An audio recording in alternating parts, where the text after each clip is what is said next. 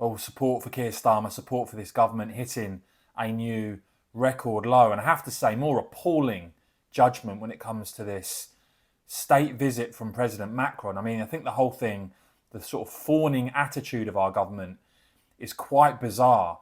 Others seeing it the way I do, Harry Cole there, for instance, that when it comes to the French government, President Macron, who of course bottled actually meeting the leader of the most popular party in this country, Reform, Nigel Farage, presumably because he didn't want to hear what Nigel had to say. Harry Cole describing France here in these terms, that no so-called ally or friendly nation has done more to try to hurt Britain in the last decade than Macron's government. And you've seen, the Conservatives hand huge amounts of money over, and in return we get record crossings, illegal migrant crossings, and we get the occasional PR stunt.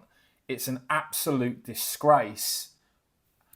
And a proper leader would actually be demanding our money back. A proper leader would actually be saying, if you're not going to do your job, we'll utilise our military, we'll take the boats back to France ourselves, and you'll pay us for doing your job if you can't actually manage it. And clearly, the public see things very differently from this government, because 63% of the country do not think that France, despite huge amounts of British funding, are making a genuine effort to stop this madness. And so you see, in terms of the national opinion polls, Reform maintaining a lead over Labour, Reform still leading in the polls. But just look at this in terms of the government now.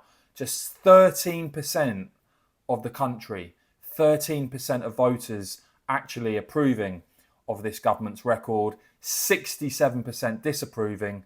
And you also see here Keir Starmer's personal popularity, well, he's down to -50, a new record low for a Prime Minister who increasingly seems detached from reality. So yeah, I think it's been pretty bizarre, pretty disgraceful to see how fawning our government is over President Macron, given, as I said, the huge amounts of money we've handed over. And what have we got back? We get an illegal migration crisis that is getting worse, not better. Please do let me know your thoughts on that, though, in the comments below. I will, of course, keep bringing you all the latest on this and much more, guys. So please do whack this video a quick thumbs up. I'd really appreciate it. And, of course, as ever, cheers for watching.